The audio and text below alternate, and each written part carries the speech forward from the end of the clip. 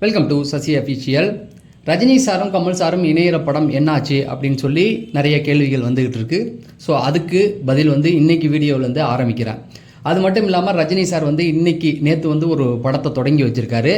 அந்த படம் என்ன, அது எதுக்காக அவர் தொடங்கி வச்சாருங்கிறதுக்கு ஒரு பெரிய காரணமே இருக்குது. அந்த விஷயத்தை இந்த வீடியோட கடைசியில் பேசிக்கலாம்.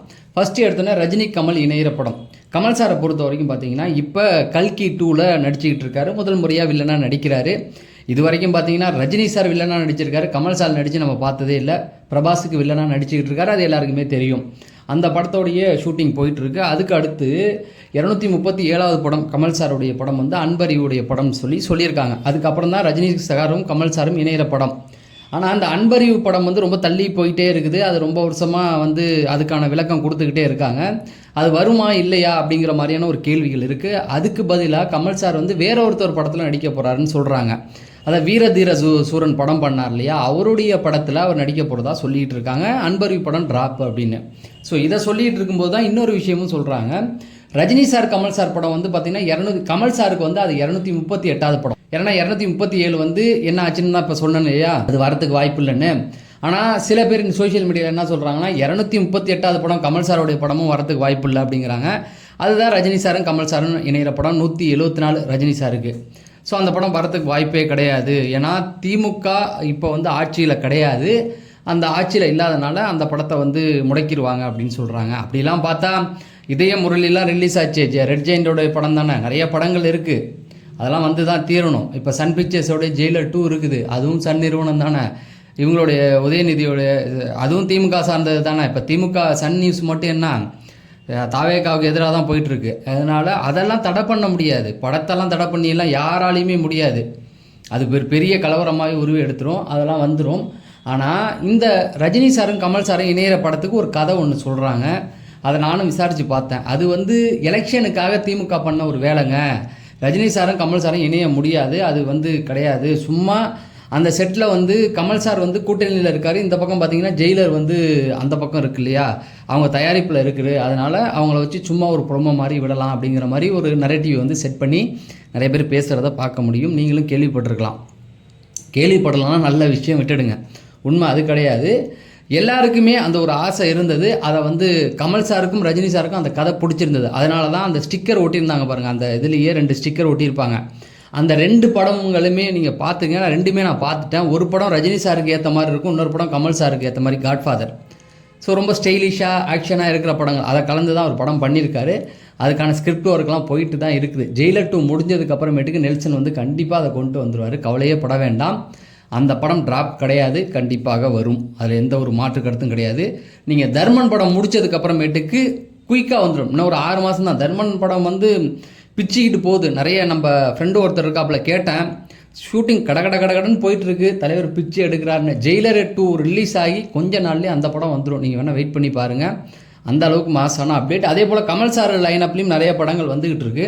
இந்த அன்பரி படம் மட்டும் இந்த எலெக்ஷனுக்காக கொஞ்சம் நிறுத்தி இப்போ பிரேக்கில் இருக்காப்புலன்னு நினைக்கிறேன். கல்கி 2ல் அவர் போயிட்டு இருக்காப்புல. அது கூடி சீக்கிரம் வந்துடும். பெருசாக நம்ம தமிழ்நாட்டில் யாரும் எதிர்பார்க்க மாட்டீங்க.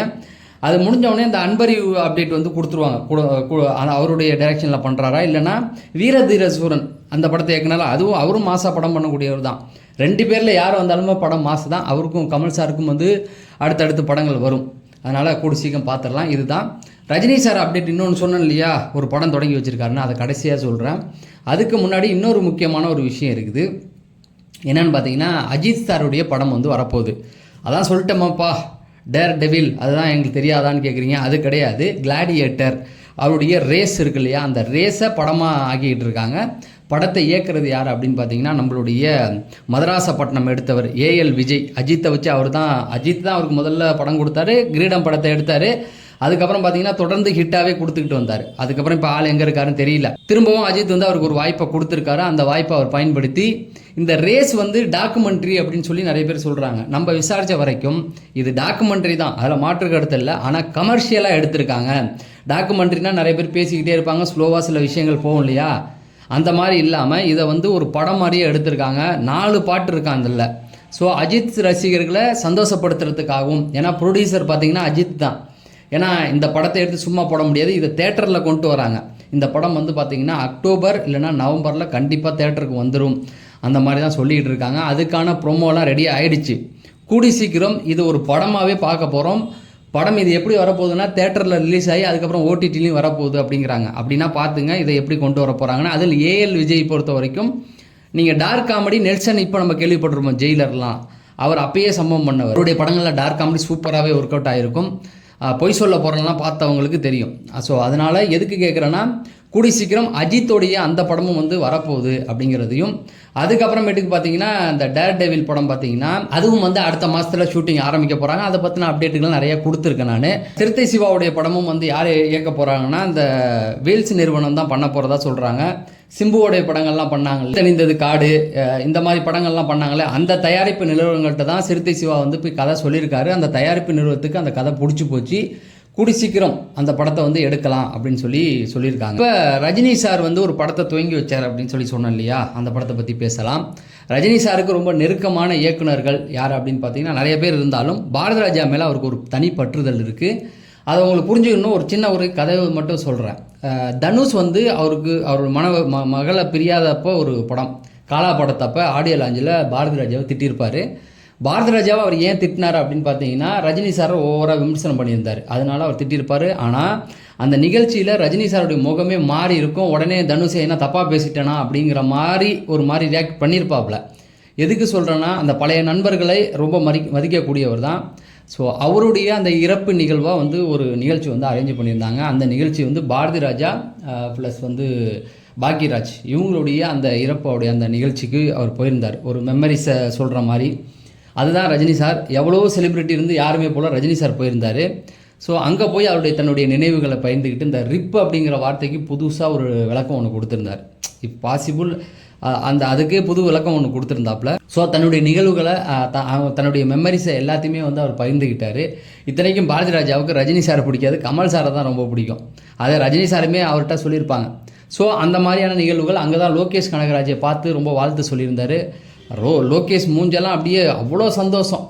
அவர் தெலுங்கு நடிகர் தெலுங்கு நடிகர் மகேஷ் பாபு அந்த பாராட்டிகிட்டு இருக்காரு. ஸோ அவருக்கு அவ்வளோ ஒரு சந்தோஷம். ரஜினி சாரை பார்த்து அவர் திரும்பவும் இந்த டிசி படத்துக்காக திரும்பவும் ஒரு வாழ்த்து கொடுத்துருக்காரு போல். ஸோ அதெல்லாம் முடிச்சிருச்சு. இப்போ ரஜினி சார் வந்து ஒரு பட விழாவை வந்து தொடக்கி வச்சாருன்னு சொன்னல, ஒரு கைதியின் டைரி. இந்த கைதியின் டைரி அப்படிங்கிற படம் வந்து பாக்யராஜ் எழுதின படம். பாக்யராஜ் வந்து அதை ஹிந்தியில் பண்ணியிருந்தாப்புல அமிதாப் பச்சனை. அது பார்த்துங்க, அமிதாப் பச்சனுக்கு இன்னமும் பிடிச்ச ஒரே ரைட்டர் வந்து இவர் தான், பாக்யராஜ் தான். அதுக்கப்புறமேட்டுக்கு பார்த்தீங்கன்னா இது தமிழில் கமல் சாரை வச்சு பண்ணியிருந்த படம். அதை ரீமேக் பண்ண போகிறாங்களா அப்படிங்கிற மாதிரி ஒரு டவுட் இருந்தது.